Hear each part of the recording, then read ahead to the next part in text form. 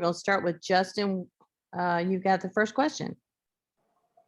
Hey, Kayla. Obviously, maybe the first half didn't go like you wanted individually, but seems like you flipped a switch there at halftime and obviously had 18 points in the second half. What was your mindset going into the second half that led to that performance? Just know I had to be aggressive. And at halftime, I talked to Coach Aaron, and she was like, "It's okay, calm down. It's gonna come to you, and just play ball and just have fun, really." It seemed like an emotional win for you, especially to get revenge on your home court after what happened in Chapel Hill a couple weeks ago. Oh yeah, it was a big time win. We were just excited to play. We take every game. We don't take it for granted. We're thankful to play, and I just want to play with like a lot of emotion because I feel like that gets my team going. Coach Moore told me one day he put me aside in practice and was like, "We need you to play with emotion, whether you're doing good or not." So regardless, I just try to play with a lot of emotion to keep my team going. Thanks, Kayla. Mm-hmm. Andrew.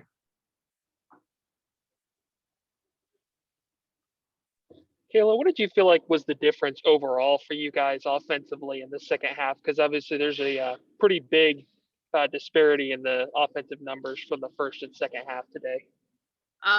We had to get back at trans. In the first half, he really told us they were getting easy buckets in trans. When we was making them set up in the half court, he said that maybe we had like 4 buckets. So we really bought into defense and just run our offense. We try to run the transition on our end and get to the block and just go to work, try to score. Brett. You've got only, I think, 2 or 3 more games left before tournament time. How important is it, regardless of the opponent? Obviously, this one was special, but regardless of the opponent, how important is it to have a performance like this and to build off of this as you move into the postseason? Like you said, we're taking every game like it's a big game. We're trying to build, and we know where we want to be going into the tournament, and so we can have that momentum going in. So we just continue to work hard and practice, and then once we touch the floor on the court. And the way you guys played today, this almost looked like it was personal. How much did what happened in Chapel Hill kind of play into your motivation, your effort, your intensity, that kind of thing today? It was, I don't know. We just knew we lost to them, and we wanted to come out and show them how we could really play. I didn't feel like we didn't have our best game over there in Chapel Hill. And once we watched film, we saw what we could correct, and it made a difference. It was our transition. We had to run and then also get back in trans. And we ran, we did Coach Moore plan, and it worked out. Thank you very much. Good luck. You're welcome. Thanks. Jonas, what do you have? Kayla, you kind of touched on it about playing with emotion. It seems like you don't really get going until you get that foul and the and one, you get to scream a little bit. You started the third quarter with it. Is it accurate that kind of gets you going again, it gets you in a rhythm or gets your emotions and your energy going? I don't know. Like Coach Moore said, if you don't score, you got to find somewhere to dig deep and have that same emotion. And that's what I'm trying to figure out. If I don't score, how else can I help my team?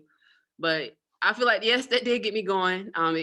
It made me like calm down. I think I was too excited, honestly, in the first half.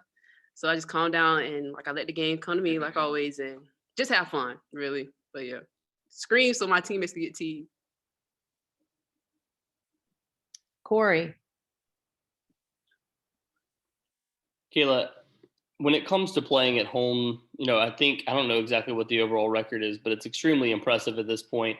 How, even in a year where it's been weird, obviously you don't have a lot of fans, how big has it been to still, have the type of record you do at home and keep winning at Reynolds Coliseum? It's huge. It's very huge. We try to protect our house, and playing on Coach K out court is amazing.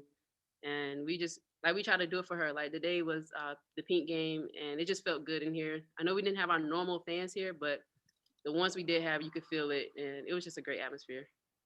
And what does this day mean to the team as a whole too? Because obviously, as you mentioned, not the same atmosphere as usual, but playing in the Play for K game and knowing the history that it has at NC State, how important is this day?